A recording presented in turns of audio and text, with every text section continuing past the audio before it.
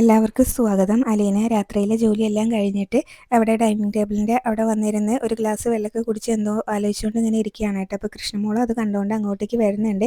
ചേച്ചി ഇതുവരെ കിടന്നില്ലേ, സമയം കുറേ ആയല്ലോ എന്ന് പറയേ ചേച്ചി. അപ്പോൾ അലീന പറയുന്നുണ്ട്, ഞാൻ ഇങ്ങനെ എന്തൊക്കെയോ ഇങ്ങനെ ആലോചിച്ചുകൊണ്ടിരുന്നതാണ് എന്ന് പറയും കേട്ടോ. അപ്പോൾ എന്താ ചേച്ചി, ചേച്ചിയുടെ മുഖത്തൊരു വിഷമം, എന്താ കാര്യം എന്ന് ചോദിക്കുന്നുണ്ട്. അപ്പോൾ കൃഷ്ണമോളോട് അലീന പറയും, സന്തോഷമുണ്ട് സങ്കടമുണ്ട്, അത് രാത്രിയും പകലും പോലെയാണ്. രാത്രി ഉണ്ടെങ്കിൽ ഒരു പകലും ഉണ്ടല്ലോ, അതുപോലെയാണ് സന്തോഷം സങ്കടമൊക്കെ മാറി മാറി വരുന്നത് എന്നിങ്ങനെ പറയുമ്പോൾ എന്താ ചേച്ചി പ്രശ്നം എന്ന് ചോദിക്കും. അപ്പോൾ മോള് പറഞ്ഞില്ലേ മാഡം, ഹോസ്പിറ്റലിൽ നിന്ന് ഡിസ്ചാർജ് ആയിട്ട് ഒരു വാടക വീട് എടുത്ത് മാറുകയാണ് എന്നുള്ളത്. അപ്പോൾ അതുതന്നെയാണ് പ്രശ്നം എന്ന് പറയുന്നുണ്ട് കേട്ടോ. അപ്പോൾ അതെന്നോട് ബബിതേച്ചി പറഞ്ഞാണെന്ന് കൃഷ്ണമോളും പറയുന്നുണ്ട്. മാഡം അങ്ങനെ വാടക വീട് എടുത്ത് പോവുകയാണെങ്കിൽ പിന്നെ ഞാൻ അധിക ദിവസമൊന്നും ഇവിടെ കാണില്ല എന്നിങ്ങനെ അലീന സങ്കടത്തോടു കൂടി പറയേ. അപ്പോൾ കൃഷ്ണമോള് ചോദിക്കുന്നുണ്ട്, ചേച്ചി എവിടെ പോവാനാ, ചേച്ചി ഞങ്ങളെയൊക്കെ വിട്ട് പോവുമോ എന്ന് ചോദിക്കുന്നുണ്ട് കേട്ടോ.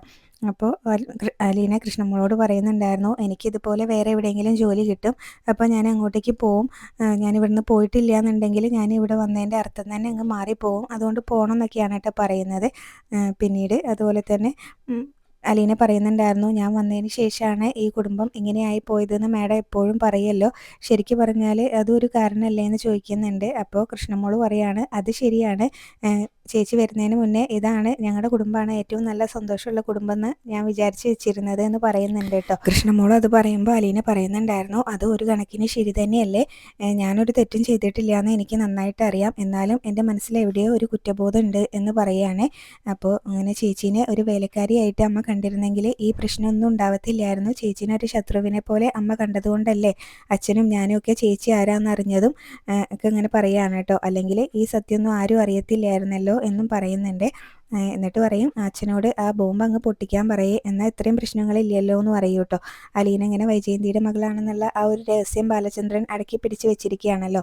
അപ്പോൾ അലീനയോട് അങ്ങനെ കൃഷ്ണമോള് പറയുന്ന സമയത്ത് അലീന പറയുന്നുണ്ടായിരുന്നു, അച്ഛനത് ഏത് നിമിഷം വേണമെങ്കിലും പറയാം, പക്ഷേ അത് തുറന്നു പറഞ്ഞിട്ടുണ്ടെങ്കിൽ അച്ഛൻ ഇങ്ങനെ അമ്മയുടെ ഭർത്താവായിട്ടും ഇരിക്കില്ല, അതുപോലെ തന്നെ മാഡം ഈ സത്യം അറിഞ്ഞിട്ടുണ്ടെങ്കിൽ പിന്നീട് അച്ഛൻ്റെ ഭാര്യയായിട്ട് മാഡം ഇരിക്കത്തില്ല എന്ന് പറയുന്നുണ്ട് കേട്ടോ. അപ്പോൾ കുടുംബം അങ്ങനെ തകർന്നു പോകുമെന്ന് തന്നെയാണ് പറയുന്നത്.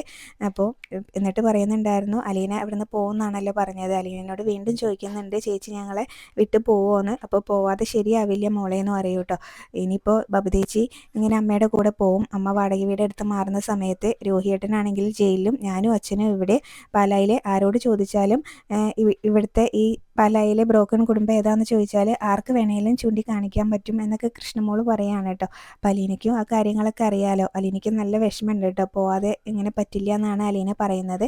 മാഡം വാടക വീട് എടുത്ത് മാറുകയാണെങ്കിൽ എന്ന് പറയുന്നുണ്ട്. അലീന അതൊക്കെ പറയുമ്പോൾ കൃഷ്ണമോൾക്കും സങ്കടമാവുന്നുണ്ട്. കൃഷ്ണമോൾ ഇങ്ങനെ അലീനയുടെ കൈമ ഇങ്ങനെ കൈയൊക്കെ വെച്ച് ഇങ്ങനെ ആശ്വസിപ്പിക്കുകയൊക്കെ ചെയ്യുന്നുണ്ട് കേട്ടോ. പിന്നീട് മനു മുത്തശ്ശീന്ന് വിളിച്ചുകൊണ്ട് മുത്തശ്ശിയുടെ റൂമിലേക്ക് വരും കേട്ടോ. അപ്പോൾ കയറി വാടാ മോനെ, ഇങ്ങനെ കുറേ ആയല്ലോ നീ ഇങ്ങോട്ടേക്ക് വന്നിട്ട്, നീ എവിടെയായിരുന്നു എന്നൊക്കെ ചോദിക്കുമ്പോൾ ഞാൻ ഓരോ കാര്യങ്ങൾക്ക് വേണ്ടി ഓടി നടക്കുകയായിരുന്നു എന്ന് പറയുന്നുണ്ട്. എന്നിട്ട് മനുവിനോട് പറയും, നീയാണ് വല്ലപ്പോഴും ഈ റൂമിലേക്ക് വരുന്നത്, അതാണ് എൻ്റെ വലിയ ആശ്വാസം. ഇപ്പോൾ ഇടയ്ക്ക് അതും കുറഞ്ഞു പോയിട്ടുണ്ട്. ശിവനാണെങ്കിൽ ഒരു മിന്നായം പോലെ കാണാം, കമലയാണെങ്കിൽ ഇങ്ങനെ ഫുഡും ഇതൊക്കെ തന്നിട്ടുണ്ടെങ്കിൽ എല്ലാം ആയി എന്നാണ് അവളുടെ വിചാരം എന്നൊക്കെ പറയുന്നുണ്ട്. എന്നിട്ട് പിന്നെ ഹരിയുടെ കാര്യം ചോദിക്കൂ കേട്ടോ. ഹരിയുടെ കാര്യം എന്തായിടാ മോനെ, അവനെ ജയിലിൽ നിന്ന് ഇറക്കണ്ടേ, അവൻ ചെയ്തത് തെമ്മാടിത്തരാണെങ്കിലും നമ്മുടെ ചെറുക്കനല്ലേ അവൻ എന്നൊക്കെ ഇങ്ങനെ പറയുമ്പോൾ മനും പറയുന്നുണ്ടായിരുന്നു, ഇതിങ്ങനെ തേങ്ങാമോഷണമൊന്നുമല്ലല്ലോ, പീഡന കേസല്ലേ, അപ്പോൾ അത് അതിൻ്റേതായ രീതിയിലേ നടക്കുള്ളൂ എന്നൊക്കെ ഇങ്ങനെ പറയുന്നുണ്ട് കേട്ടോ. അപ്പോൾ അവനെ രക്ഷപ്പെടുത്താൻ പറ്റില്ല എന്നൊക്കെ മുത്തശ്ശി ചോദിക്കുകയാണ്. അപ്പോൾ നാളെയാണ് കോടതി എന്നൊക്കെ ഇങ്ങനെ മുത്തശ്ശീനോടും കാര്യങ്ങൾ പറയുമ്പോഴേക്കും ശിവൻ അവിടുന്ന് മനു മനു എന്ന് പറഞ്ഞ് വിളിക്കും കേട്ടോ. അപ്പോൾ അച്ഛാ ഞാനിവിടെ മുത്തശ്ശിയുടെ റൂമിലുണ്ട്, ഇതാ വരുന്നു എന്ന് അറിയേ, അപ്പോൾ നീ പോയിക്കോ മോനെ, നാളെ കോടതിയിൽ പോയി വന്ന ശേഷം എന്താന്ന് കാര്യങ്ങൾ അറിഞ്ഞതെന്ന് വെച്ചാൽ എന്നോടും വന്ന് പറയണേ എന്നൊക്കെ ഇങ്ങനെ പറയുന്നുണ്ട്. നിനക്ക് മാത്രമാണ് ഇവിടെ ഒരു മനുഷ്യപ്പറ്റുള്ളത്, അതുകൊണ്ട് പറഞ്ഞതാണ് കേട്ടോ എന്ന് പറയുമ്പോൾ മുത്തശ്ശിനോട് മനും പറയുന്നുണ്ട്, ഞാനെല്ലാം അറിയിക്കാം കേട്ടോ മുത്തശ്ശി എന്ന് പറഞ്ഞിട്ട് മനു അവിടുന്ന് പോകും കേട്ടോ. എന്നിട്ട് മുത്തശ്ശി പ്രാർത്ഥിക്കുന്നുണ്ട് കേട്ടോ ജാമ്യം കിട്ടണേന്നൊക്കെ. അത് കഴിഞ്ഞ് ശിവനാണെങ്കിൽ പോവാൻ റെഡി ആയിട്ട് ഇറങ്ങിയിട്ടുണ്ട് കേട്ടോ, കോടതിയിലേക്ക് പോവാനായിട്ട് ഇറങ്ങിയിട്ടുണ്ട്. 10 മണിക്ക് കോടതിയിൽ എത്തിയാൽ മതി, എന്നാലും കുറച്ച് നേരത്തെയാണ് കേട്ടോ ഇറങ്ങിയിട്ടുള്ളത്. മനു ചോദിക്കുന്നുണ്ട്, ഇത്രയും നേരത്തെ പോകണോ, 10 മണിക്ക് എത്തിയാൽ പോരെ, 10 മണിക്കല്ലേ ഐഡൻറ്റിഫിക്കേഷൻ പരേഡ് എന്ന് ചോദിക്കുന്നുണ്ട് കേട്ടോ. അപ്പോൾ വക്കീലിൻ്റെ ഓഫീസിലും കൂടെ പോകണം, അവർക്ക് കൊടുക്കാനുള്ളതെല്ലാം കൊടുക്കണം എന്നൊക്കെയാണ് ശിവനും പറയുന്നത്. എന്നിട്ട് പോകാൻ തുടങ്ങുന്നതിൻ്റെ മുന്നേ മനു പറയുന്നുണ്ടായിരുന്നു, അല്ലാതെ അമിത പ്രതീക്ഷയൊന്നും വേണ്ട എന്ന് പറയൂ കേട്ടോ. എന്നിട്ട് പറയാണ് ഐഡൻറ്റിഫിക്കേഷൻ പരേഡിൽ ശരണ്യ ഹരീനെ എന്തായാലും തിരിച്ചറിയും എന്നും പറയുന്നുണ്ടായിരുന്നേ. ബാക്കി 3 പ്രതികളെ അവൾ തിരിച്ചറിഞ്ഞിട്ടില്ലെങ്കിലും ഹരീനെ എന്തായാലും തിരിച്ചറിയും. ഹരി അവളെ ഇങ്ങനെ പ്രേമിക്കുക എന്ന് പറഞ്ഞ് കുറേ കാലമായല്ലോ അവളെ കൊണ്ട് നടക്കുന്നത്.